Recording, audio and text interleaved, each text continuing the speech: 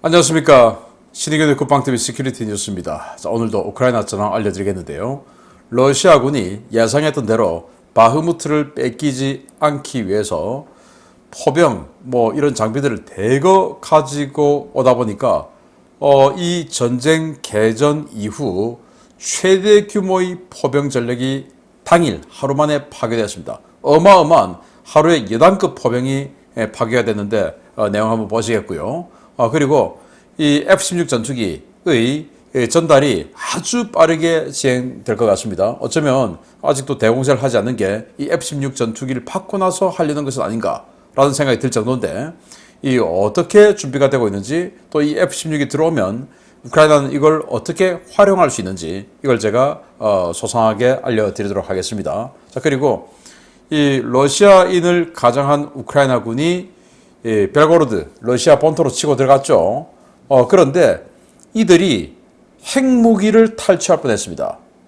완전히 러시아가 발칵 뒤집혀서 그 핵무기를 사수하고 옮기기 위해서 사력을 다했는데 어떤 내용인지 보도록 하겠습니다. 신의균의 국방TV 구독, 알림, 좋아요 눌러주십시오. 전과를 먼저 보겠습니다. 병력은 평소보다 약간 적습니다. 480명의 사상자가 발생했다. 제가 언젠가부터 사살을 사상이라고 표현하는데, 제가 합리적으로 판단해서 이게 사상자가 맞지 않느냐. 우크라이나 측에서는 죽였다라고 발표를 했지만 저는 사상으로 이렇게 다시 제가 좀 바꿔서 하기로 했다라는 말씀을 좀 드리겠습니다. 자, 전차 4대 격파, 장갑차 12대 격파, 차량 10대 격파, 특수장비, 그러니까 통신 시설, 또 방공 무기, 그리고 전자전 무기, 이런 것들 아주 중요한 거죠. 이게 아주 많습니다. 6대나 파괴됐습니다. 야포 40문이 파괴됐습니다. 우리 한국군 편제대로 하면은 한 개 포병대대가 18문, 러시아는 편제가 좀 더 다를 수 있으니까 우리는 여하튼 18문. 이러면 이게 2개 포병대대 이상 2.5개 포병대대가 사라진 거죠. 거의 여단급 포병이 무력화된 그런 엄청난 날입니다. 고성익 항공기 전투기 한 대 격추됐고요. 그리고 밀-24 공격 헬기가 불레다르 근처에서 근접 항공 지원을 위해서 비행을 하다가 24기계화단에서 쏜 이글라 보병 휴대용 지대공 미사일에 맞아서 격추됐다고 합니다. 그리고 무인 항공기 34대가 격추됐는데 지금 최근에 이 이란제 샤헤드 136 그 무인 항공기가 러시아에서 대거 생산되기 시작했다라는 소식이 들렸었는데, 그 이후에 이렇게 계속 무인기 자폭 드론 격추가 늘어나고 있는 걸 봐서 생산을 제법 많이 하나 봅니다. 그리고 미사일 4발 격추 등의 전과가 있는데, 이 전과 바탕으로 주요 전선 상황 보겠습니다. 자, 미 국무부는 F-16 전투기 우크라이나 공유는 최우선 순위다 라고 갑자기 말을 확 바꾸어서 F-16을 빨리 우크라이나에 주기 위해서 노력하고 있는 이런 뉘앙스를 풍겼어요. 불과 며칠 전까지만 해도 F-16 전투기 절대로 안 줄 것처럼 했던 미 국무부가 우크라이나 최우선 순위로 준다, 이렇게 국무부에서 발표를 했고, 그리고 백악관의 설리번 보좌관은 바이든 대통령이 F-16 전투기를 미국이 직접 공유하는 여부는 아직 검토 중이다. 그러니까 지금 현재 F-16 우크라이나 공유 최우선 순위는 동맹국들, 그러니까 네덜란드나 덴마크나 이런 유럽 국가들이 투약하는 F-16 전투기를 주는 거, 그걸 빨리 진행하는 거고, 미국이 줄 것이냐 말 것이냐, 이거는 아직도 고민 중이다. 그런데 미국이 주기 시작하면 이 물량이 어마어마하죠. 애리조나주, 투싼, 엄청나게 많은 F-16이 지금 지상되어 있기 때문에 그걸 주기 시작하면 정말 끝장나는 겁니다. 자, 미국이 제러드 포드 항모 전단을 노르웨이 오슬로에 입항한다고 예고를 했는데 벌써 사진이 떴어요. 어제 사진인데 이 덴마크 앞 이 바다에 이렇게 오슬로 쪽으로 가고 있는 포드 항모의 위치가 공개가 되었습니다. 이 출항을 할 때 우크라이나 국기를 달고 갔죠. 그래서 우크라이나를 위해서 어떤 작전을 펼칠까라고 생각을 하고, 지금 이란 관련해서 굉장히 좀 이 중동 정세가 심각하니까 지중해를 갔다가 그냥 시리아 앞에서 무력 시위 한번 하고, 그리고 이 수에즈운하 통과해서 중동으로 가지 않을까라는 생각을 했는데 이게 그냥 바로 북해 그리고 발트해 쪽으로 접근하고 있는 이 포드 항공모함. 그러면은 이 발트해 쪽으로 오면 러시아의 발트 함대 그리고 러시아의 북부 지역의 공군력 이런 것들이 다 긴장하게 되겠죠. 그러니까 우크라이나 쪽으로 전력을 집중하지 못하게 만드는 그런 효과가 있는 겁니다. 자, 그리고 EU의 안보 대표는 협상 그거 피해자, 가해자 동등시하는 거 안 돼 라는 거예요. 맞습니다. 지금 우크라이나는 가만히 있는데 러시아가 일방적으로 우크라이나 집에 쳐들어가서 우크라이나 집을 난장판으로 뒤집어 엎어버리고 거기 있는 가족들을 엄청나게 두들겨 패버렸지 않습니까? 그리고 죽였지 않습니까? 그런데 지금 이 상태에서도 그냥 악수하고 헤어져. 이게 말이 되냐는 거죠. 아니 깡패가 지나가는 사람을 저렇게 두들겨 패고 그냥 사람이 그냥 완전히 그냥 반병신이 됐는데 그거 아무런 보상도 없이 그냥 그래 됐어 악수하고 헤어져. 이게 말이 안 된다라는 거죠. 그러니까 이 말대로 러시아가 완전히 그냥 탈탈 털려서 보상금을 주는 방향으로 간다라는 거죠. 그리고 우크라이나가 피해본 거 또 뺏긴 거 다 회복한다 이 말입니다. 맞죠 이게? 자, 영국 국방부가 러시아 공군의 스톰 비행대 창설을 공식 확인했는데 스톰이라고 해서 수호이 35 그리고 수호이 24 전투기 공격기 그리고 공격 헬기 한 대 이런 식으로 희한한 편조를 맞추어서 이걸 가지고 공격해 들어간다라는 거의 뭐 가미가제 폭격단 같은 이런 비행단을 만들었는데 이 편제를 공식 확인해 줬어요. 참 희한한 짓을 하고 있습니다.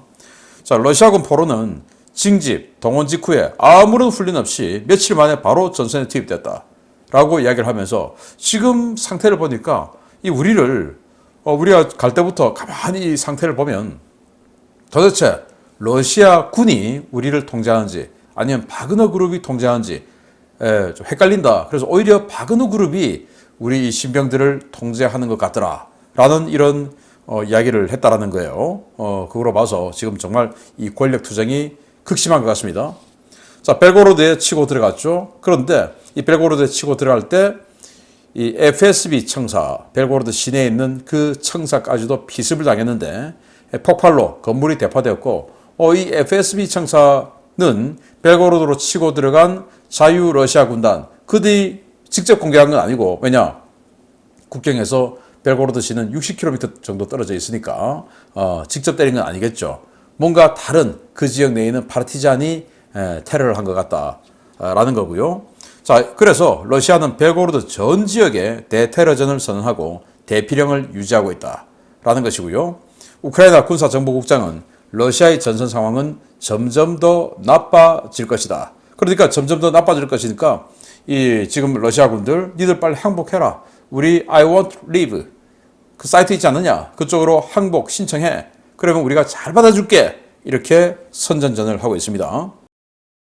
이에 반해서 러시아 선전 조직은 젤렌스키 대통령과 잘루즈니 총참모장의 암투서를 유포 중인데 이 잘루즈니가 철의 장군이라는 별명으로 굉장히 인기가 좋죠. 그래서 젤렌스키가 잘루즈니를 견제하기 위해서 이걸 제거해야 되겠다. 그런데 직접 숙청하거나 제거하면 워낙 지금 인기가 좋고 또 현재 전쟁 중이기 때문에 그런 최고 지휘관을 직접 숙청을 해서 뭔가 분열되는 모습을 보이는 건 안 좋다. 그러면 차도 살인을 하자. 그래서 이 잘루즈니가 있는 좌표를 러시아군에게 알려주고 그 러시아군이 잘루즈니가 있는 곳을 폭격하게 만들어서 잘루즈니를 제거하려 했다.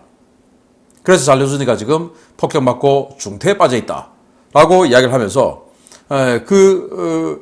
사실을 젤렌스키 내가 하지 않았다라는 알리바이를 만들기 위해서 젤렌스키는 그때 유럽 순방을 가버렸다. 이제 이렇게 지금 선전을 하고 있는 겁니다. 아주 뭐 그럴싸한 스토리인데 그런데 이런 사진이 공개가 됐네요.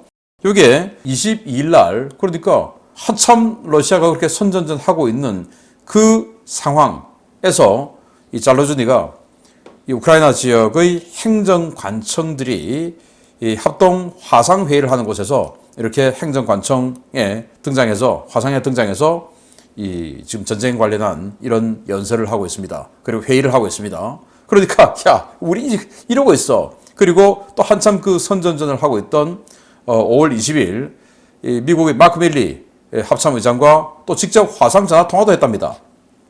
그러니 러시아의 선전은 새빨간 거짓말이다 라는 게 밝혀졌죠. 자, 그리고 푸틴의 선전가 솔로비오프의 부인이 미국에서 원정 출산을 했다고 하는데 푸틴의 선전가가 이 사람이에요. 친푸틴 저널리스트고 정치평론가인 블라디미르 솔로비오프인데 1963년생. 그의 정부는 스베틀라나 아브로시모바라는 농구 선수 출신의 이 17살 어린 여성이래요. 이 사람이 지금 LA에 살고 있는데 거기에서 지금 출산을 했다. 그런데 이 평론가가 얼마나 재산이 많냐? 자산이 한 5억 유로 정도 되고 LA에도 근사한 집이 있고 소치에도 초호화 별장이 있고 뭐 이런 정도다 라는 건데 우리나라로 치면 김어준 같은 그런 컨셉이라고 합니다. 생긴 건 많이 다르지만 아무튼 그런데 자 제가 이걸 보면서 좌파 전체주의자들의 공통점은 뭐냐? 여자 좋아하고 돈 좋아하고 반미하면서 사실은 미국에 유학 가고 원정 출산하고 사실은 미국에 재산 다 갖다 놓고 이런 기가 막힌 공통점이 있더라.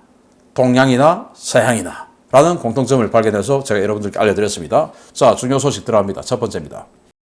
우크라이나군에 대한 F-16 공여 일정이 당초 알려진 것보다 훨씬 빨라질 것 같습니다. 공여 의사를 밝혔던 여러 나라에서 이미 운용 요원 교육이 진행 중이고 배송 계획까지 수립됐다는 소식입니다. 우크라이나군의 공세가 지연되는 이유가 이 때문이 아닐까 싶습니다.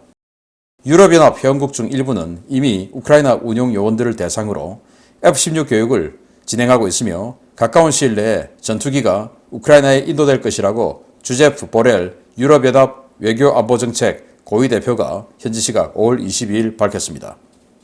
보렐 대표는 브뤼셀에서 열린 EU 외교이사회 회의 전에 기자들로부터 질문을 받고 G7이 F-16 전투기를 공여하기로 결정한 것을 환영한다 라며 조종사 훈련은 이미 회원국 중 일부에서 시작되었고 우크라이나는 곧 이 전투기를 공급받을 것이라고 밝혔습니다. 공여될 기체의 수량도 거의 확정됐습니다. 최소 45대가 거론되고 있는데요. 네덜란드와 덴마크가 기체 공급을 담당하고 벨기에, 포르투갈, 영국, 노르웨이, 폴란드가 부품과 무장, 제반 비용은 물론 교육훈련을 맡을 예정입니다. 이와 관련해 유리 이나트 우크라이나 공군 대변인은 현지 시각 5월 23일 브리핑을 통해 어떤 공여국도 개별 기체 단위로 기증하지 않을 것이고 모든 F-16은 비행대 단위로 우크라이나에 이전될 것이라고 밝히며 전체 기증 수량은 수십 대에 달할 것이라고 밝혔습니다. 미국과 나토는 보안을 위해 우크라이나에 어떤 무기를 공여할 때 공여 협상이 상당 수준으로 진척되었거나 이미 공여가 완료되었을 때 해당 사안을 발표하는 그런 패턴을 취해왔는데요. 이 때문에 이번 F-16 전투기 공여 발표 역시 마쿠에서 모든 준비를 끝낸 뒤에 형식적으로 공여 사실을 발표한 것이라는 분석도 나오고 있습니다. 네덜란드 오신트 소식통들은 자국의 F-16은 F-16AB 블락 20 MLU 사양으로 F-16 블락 50 사양과 대등 이상의 전투 능력을 가진 모델로 개조된 기체라며 이 전투기가 우크라이나에 공급되면 그야말로 게임 체인저가 될 것이라고 자신하고 있습니다. 이 기체들은 EWMS 전자전 매니지먼트 시스템과 신형 RWR이 탑재되어 적의 대공미사일 위협으로부터 생존성이 향상되었고 링크 16 데이터링크 시스템을 통해 기체 간의 협동 교전 능력도 향상되었습니다. 레이더도 교체되어 APG-66V2로 명명된 개량형이 적용되는데요. 10개 표적을 동시 추적해 6개의 표적을 동시에 공격할 수 있어 공대공 교전 능력도 대단히 뛰어나다는 평가를 받고 있습니다.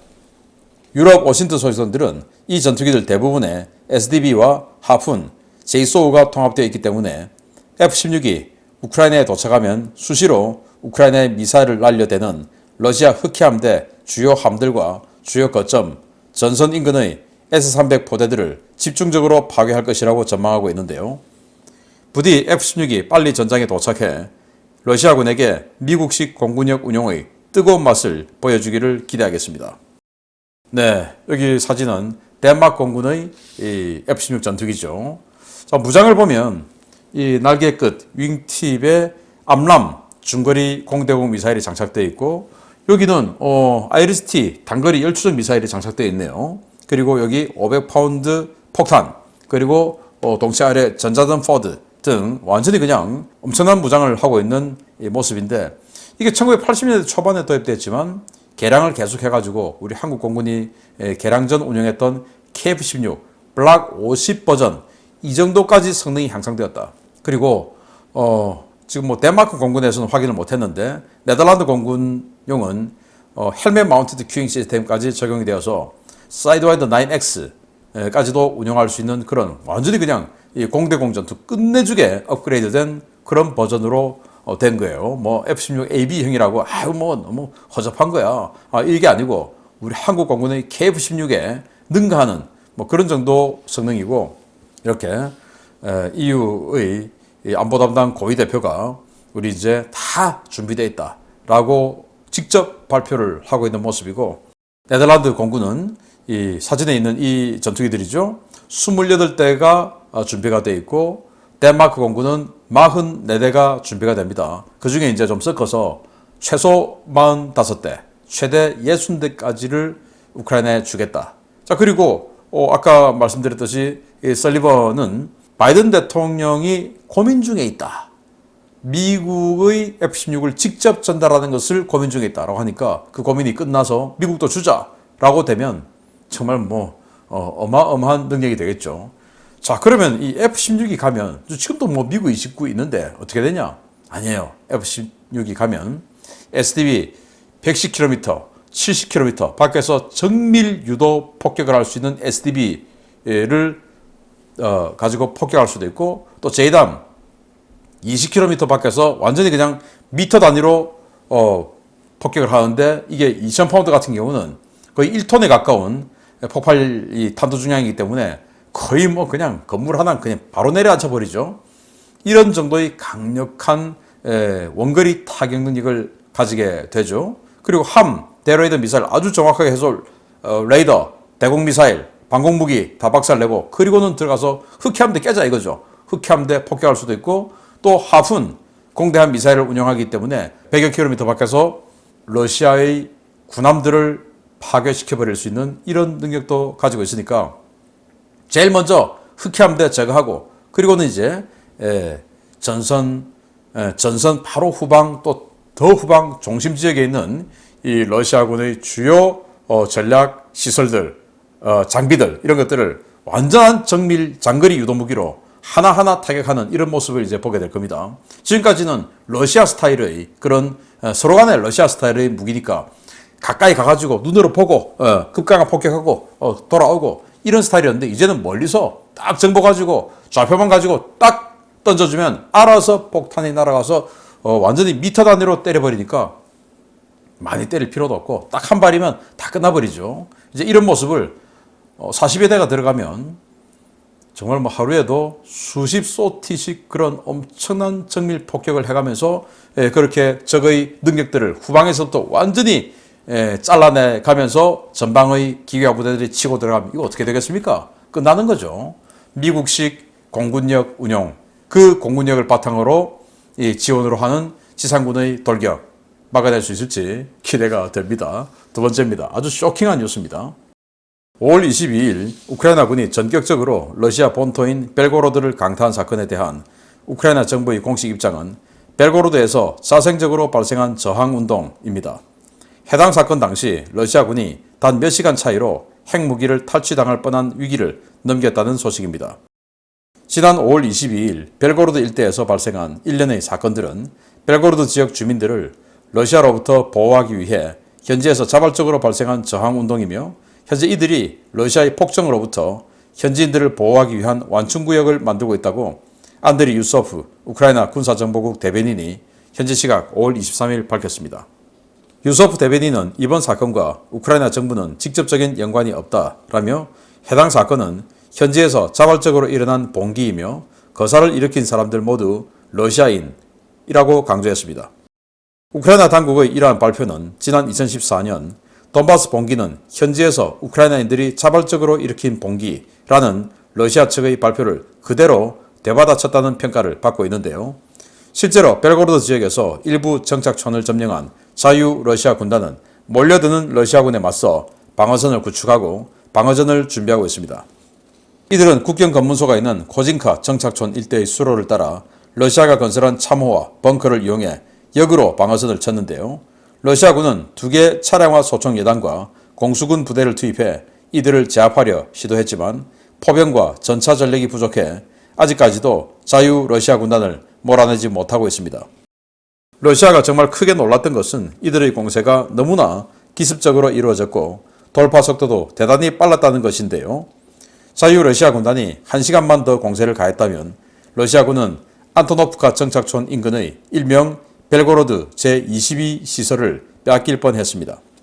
이 시설은 러시아군의 전술 핵무기가 보관된 전략 탄약 저장 시설인데요.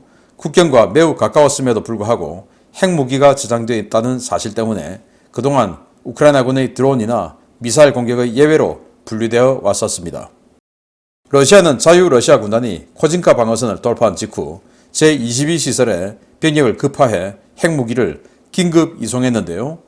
자유 러시아 군단은 핵무기는 탈취하지 못했지만 진경로상에 있던 러시아군의 전략자산인 R330ZH 지텔 이동식 통신 교란 스테이션을 탈취했습니다. 이와 관련해 유소프 대변인은 제22 시설과 같은 그런 종류의 시설에서 전략물자를 반출해 대피시키는 것은 참 힘든 일이고 많은 고생을 했을 것이다 라며 러시아 측은 장비를 대피시키며 주민들도 함께 대피시켰던데 크렘린 지도부가 참 당황한 모양이다 라고 러시아 측을 조롱했습니다. 문제는 우크라이나 국경 인근에 배치된 핵무기 저장시설은 이곳 말고도 더 있고 우크라이나군이 앞으로 언제 어디서 국경을 넘어 공격해 들어올지 모른다는 것인데요. 러시아의 간담을 서늘하게 했던 이번 공격 정말 우크라이나의 신의 한 수였던 것 같습니다. 자, 이 사람들이 이제 방송하는 거예요. 그래서 우리 러시아인들이다 라고 하면서 푸틴의 압제에서 벗어날 때가 됐다. 우리에게 동참하라 라는 방송을 하고 있는 모습인데 그러니까 반푸틴 세력이다 라는 건데 자, 이 우크라이나 정보국 대변인이 뭐라고 이야기하냐. 그 사람들 다 벨고로드인들이야. 거기서 자생적으로 봉기한 거야 라고 이야기를 했죠. 이게 바로 2014년 크림반도 병합 직후 돈바스 지역에서 내전을 일으켰던 러시아군이 분명히 러시아군이 옷만 갈아입은 거 누가 봐도 아는데 그거 우크라이나인들이 자발적으로 봉기한 거야 라고 이야기한 걸 그대로 돌려준 거죠. 일명 요즘 말로 반사한 겁니다. 반사했죠. 자, 그러니까 얼마나 러시아군이 열받겠습니까? 자, 그런데 이들이 진짜 그러면 러시아군이냐? 아니죠. 아니, 미국산 엠랩 장갑차 이거 미국이 최근에 우크라이나 준 건데 그걸 벨고로드에서 자생적으로 봉기하는 사람들이 엠랩 장갑차를 어떻게 가지고 전투를 할 수가 있습니까? 아니죠. 우크라이나에서 간 거죠.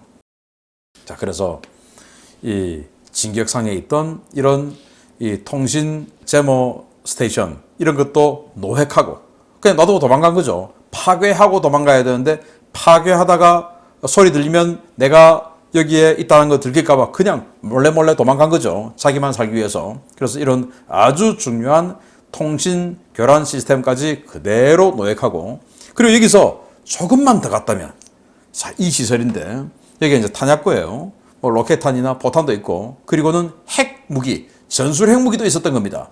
냉전 이후 지금까지. 그래서 포탄이나 로켓탄이 있으니까 사실은 폭격해야 되는데 여기서 탄약을 꺼내와가지고 전선에 보내주니까 사실은 폭격해야 되는데 핵무기가 있으니까 폭격을 못했던 곳이에요.